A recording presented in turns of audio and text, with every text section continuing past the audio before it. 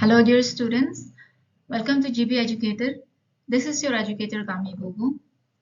So, in our previous lecture, we have talked about the taxon, taxa, है ना, and then classification and the rules of nomenclature, how to name a organism in a scientific way. So, we will see the taxonomy and systematics. ठीक है, और कुछ terms हैं related to your biology.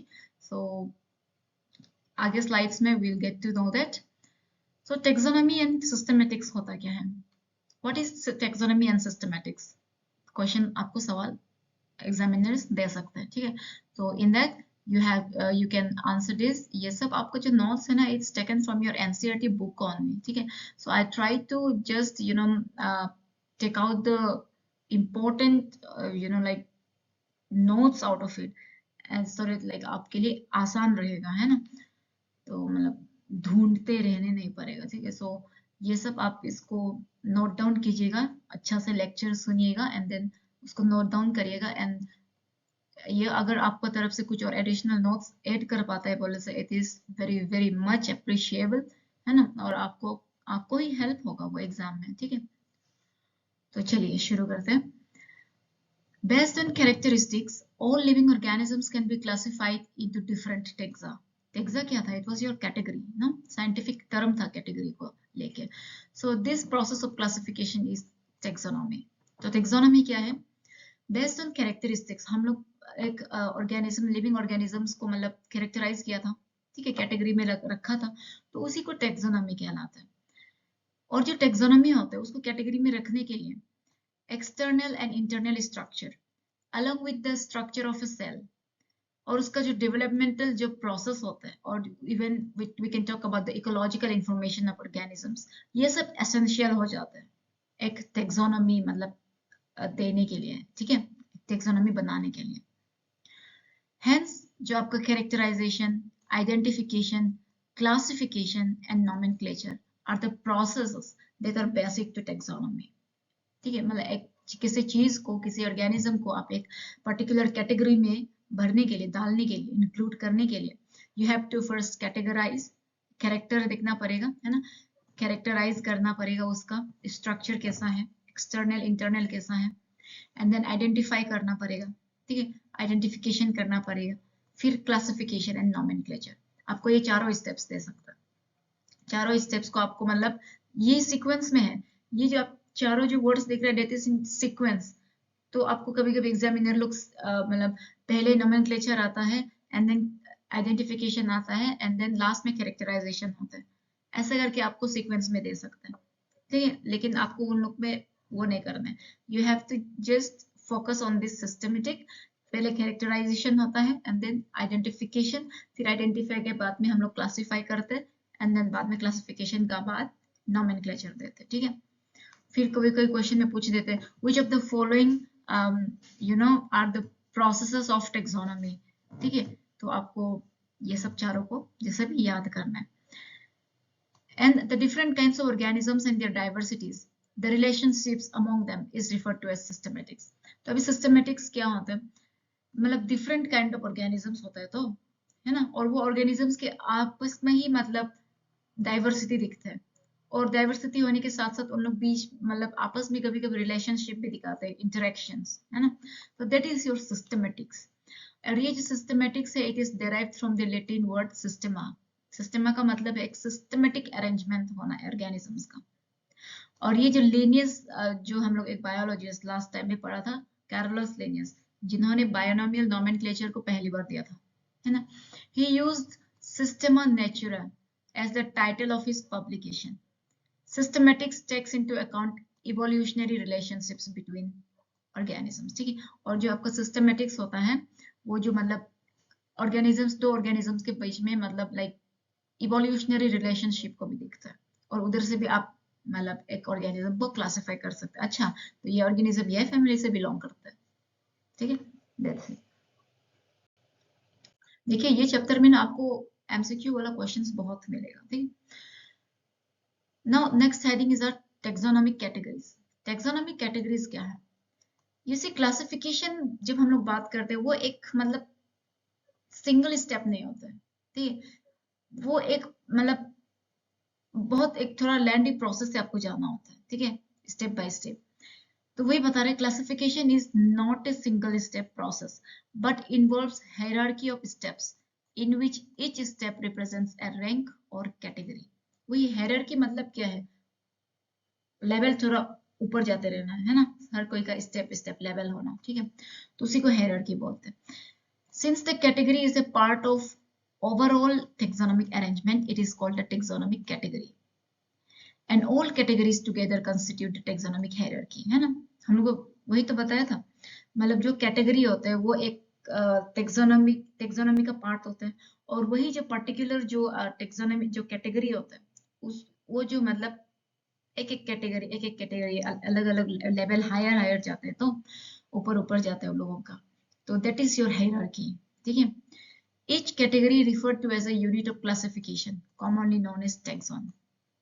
Another MCQ point, देखो taxon. What is taxon? MCQ में पूछ दे सकता है। तो आपको याद रखना है वो एक यूनिट ऑफ क्लासिफिकेशन होता है। तो ये यूनिट ऑफ क्लासिफिकेशन, ये ध्यान में रखना। Unit of classification, each category मतलब ईच कैटेगरी को एक यूनिट ऑफ क्लासिफिकेशन बोलते हैं, और क्या नाम है वो उस यूनिट का क्लासिफिकेशन का, टैक्सॉन कहने का मतलब, ठीक है, मतलब साइंटिफिक वे में they try to keep the language. जैसे कि आपका देखिए किंगडम, फाइलम या फिर डिवीजन फॉर प्लांट्स, यानी ये फाइलम आपका एनिमल के लिए होता है, ध्यान में रखिएगा।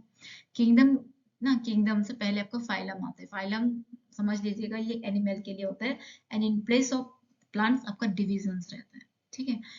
And class, order, family, genus, species, these all are your taxonomic categories, जो कि टैक्सॉन्स बनता है, ठीक है।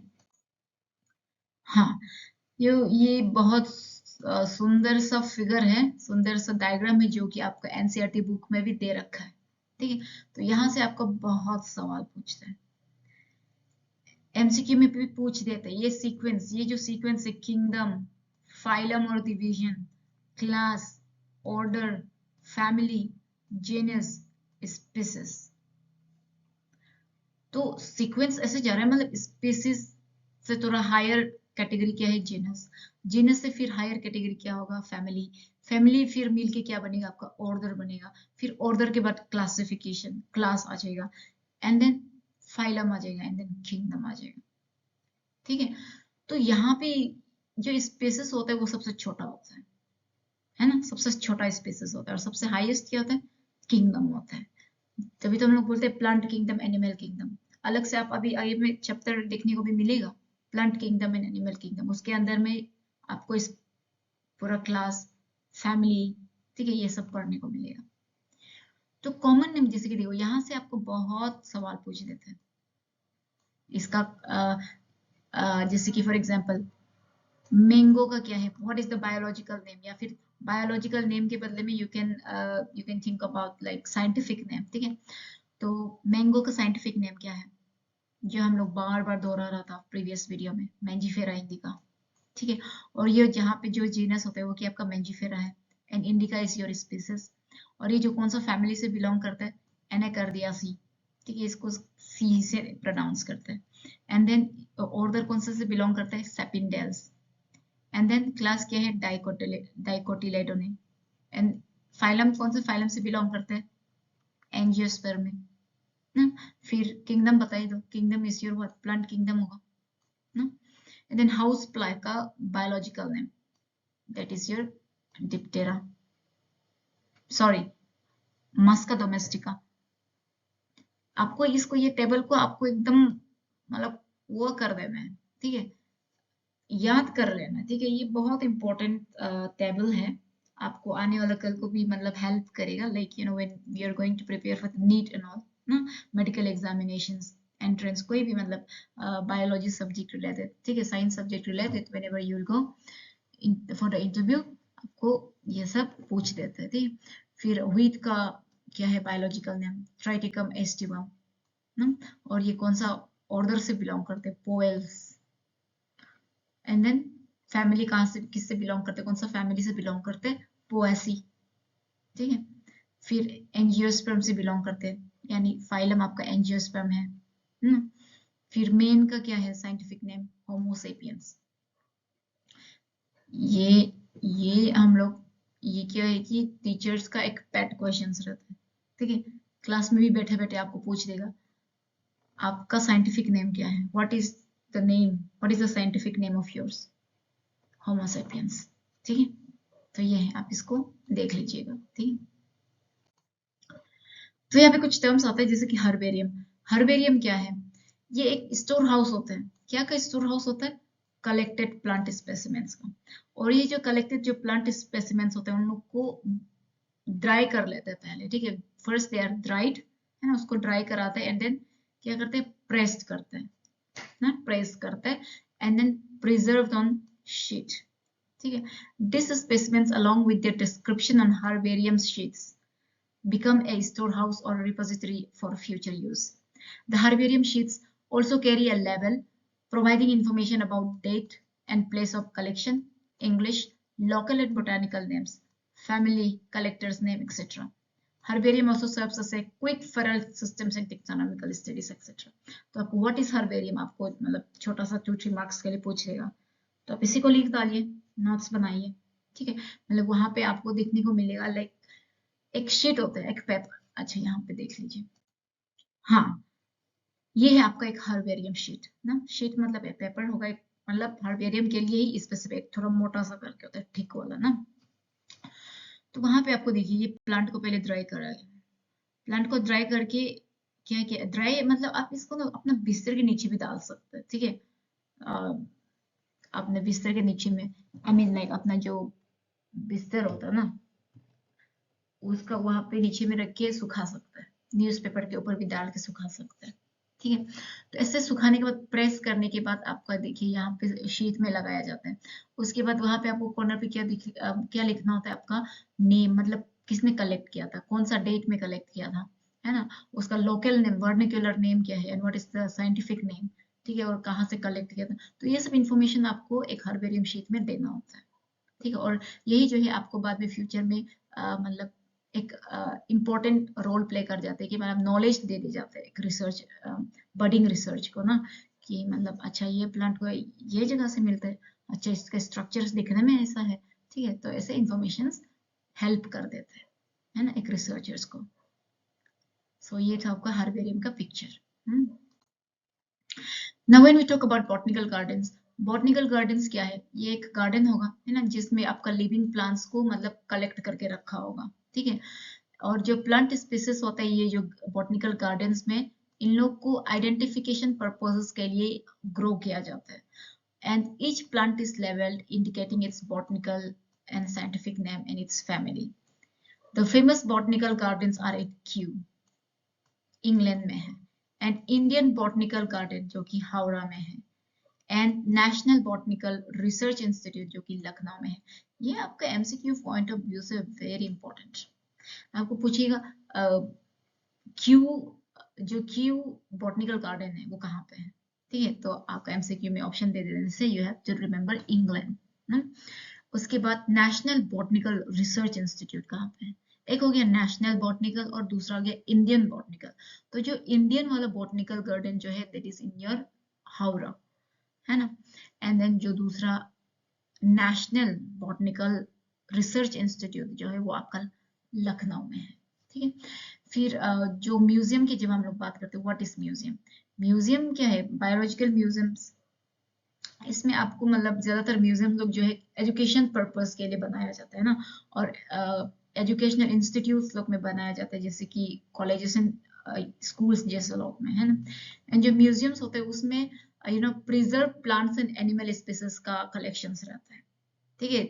We are talking about the biological museums, ठीक है, बायोलॉजिकल म्यूजियम्स की बात कर रहे हैं, तो जिसमें आपका प्लांट्स एंड एनिमल्स होगा। तो ये जो स्पेसिमेंस होता है इसको पहले यू नो प्रिजर्व करता है एंड देन ये जो प्रिजर्व इसीलिए करता है सो दैट फर्दर मतलब आने वाला कल को एक रेफरेंस मतलब एक हाँ एक हिंट देगा ना, कि मतलब अच्छा पहले का एनिमल के पास में ये स्ट्रक्चर था तो जो कि अभी के सेल के पास में नहीं है, है ना।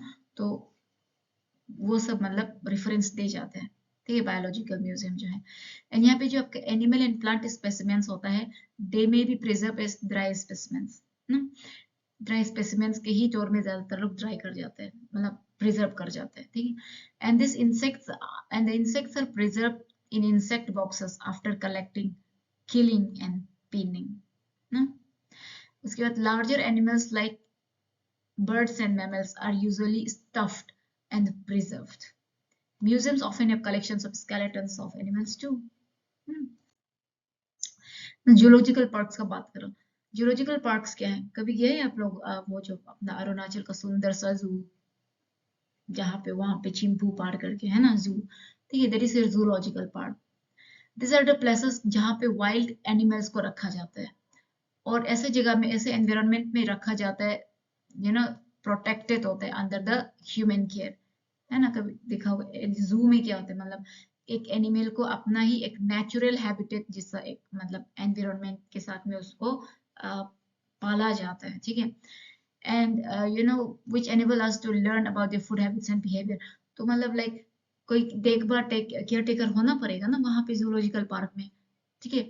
एक कोई केयर टेकर को जानना पड़ेगा what are the food habits of the tiger, एक यू नो एक लायन का फूड हैबिट क्या है ना। तो वो सब हम लोगों को जानकारी मिलता है व्हेनेवर यू विल विजिट। आप लोग कैसे मतलब मस्ती करने फैमिली के साथ में ऐसे जू में नहीं जाया करो, ठीक है। Try to learn wherever you go. तो जू में भी जाके कैसे इंटरेक्ट कीजिएगा, कोई अगर यू नो कोई फूड खिला रहे, खाना दे रहे, तो उसको मतलब जानने की कोशिश करिएगा। बंदर मतलब एक मंकी जो है, बनाना के अलावा और जू में आप लोग क्या क्या देते हैं, क्या क्या खाते हैं, तो you can interact with the you know staffs in the zoo, ठीक है। तो यहाँ से आपको एक और जानकारी मिलेगा। All animals in zoo are provided as far as possible the conditions similar to their natural habitats, वही है। And then the children love visiting these parks, commonly जिसको हम लोग zoos बोलते हैं, ठीक है। और दूसरा टर्म आता है की, ठीक है। ये key, this key is not that much important for your class 11th standard, ठीक है। तो ये छोटा सा बेसिक कॉन्सेप्ट है, but still you can know for your knowledge. तो ये जो की जो है दूसरा एक टेक्सोनॉमिकल एड होता है, मतलब एक हेल्पफुल टूल होता है टेक्सोनॉमी के लिए ना, for identification of plants and animals based on the similarities and dissimilarities. मतलब एक सिमिलर कैरेक्टर होगा, दूसरा डिसिमिलर कैरेक्टर्स होगा। सो जो सिमिलर कैरेक्टर्स है उसी को ही तो एक कैटेगरी में रखेगा, मतलब सेम कैटेगरी में, है ना। और जो डिसिमिलर है उसको हटा देगा, ठीक है। मतलब दो पेयर के बीच में कंपैरिजन चल रहा था यहाँ पे। The keys are based on the contrasting characters generally in a pair called couplets ना। कपलेट्स में होता है मतलब पेयर में एक सिमिलर वाला कैरेक्टर दिखेगा और एक होगा नॉन सिमिलर और डिसिमिलर वाला, सॉरी, ठीक है। It represents the choice made between two opposite options. दो opposite options होगा वहाँ पे, है ना। मतलब अगर अच्छा लीव्स इसका ब्रॉड है तो ये इसका लीव्स जो है पॉइंटेड है ना। तो मतलब अपोजिट हो गया तो ये दोनों में से अभी आपको मतलब क्लासिफाई करने के लिए ब्रॉड वाला जो लीव्स है उसको फिर दूसरा ब्रॉड वाला लीव्स के साथ में मतलब मैच करना पड़ेगा कैटेगराइज करने के लिए, है ना। तो कैरेक्टर को देखना पड़ेगा एंड देन तब जाके हम लोग उसको अकॉर्डिंगली वो कैटेगरी में रख सकते हैं, ब्रॉड वाला कैटेगरी में, है ना। तो ये एक की है, मतलब कपलेट जो पेयर में होते हैं, अपोजिट ऑप्शंस बताया था ना। This results in acceptance of only one and rejection of the other, वही है। आप ब्रॉड वाला को, अच्छा ये ब्रॉड वाला तो इससे मैच कर रहा है तो ब्रॉड वाला को आप एक्सेप्ट कर लिया, है ना। ब्रॉड वाला लीव्स को एक्सेप्ट कर लिया, तो मतलब एक का एक्सेप्ट हो गया और एक का रिजेक्शन हो गया। यही जो स्टेटमेंट होता है की में, एक एक स्टेटमेंट, है ना, इसको हम लोग लीड बोलते हैं, ठीक है। Now, the separate taxonomic keys are required for each taxonomic category, such as family, genus, and species, for identification purpose. ठीक है, तो यही है मतलब हर एक एक की जो है मतलब स्पेसिफिक होता है एक एक मतलब टेक्सोनोमिक कैटेगरी के लिए, ठीक है। जैसे कि फैमिली के लिए भी, जीनस के लिए भी, मतलब जो कीज होता है, जो लीड्स होते हैं, उन लोग अलग अलग होते हैं, ठीक है। So this was all about our today's video, today's topic. So from tomorrow, I'll let you know. I think I will be able to upload the video or not. Okay. So with this, we have finished our chapter number 1, है ना। Chapter number 1 हमने finish कर दिया and in the next video we will talk about this one, chapter number 2, that is your biological classification. Okay, so till then पढ़ाई करते रहना, notes बनाते रहना, and yeah, revise, very important. Okay, चलो, thank you.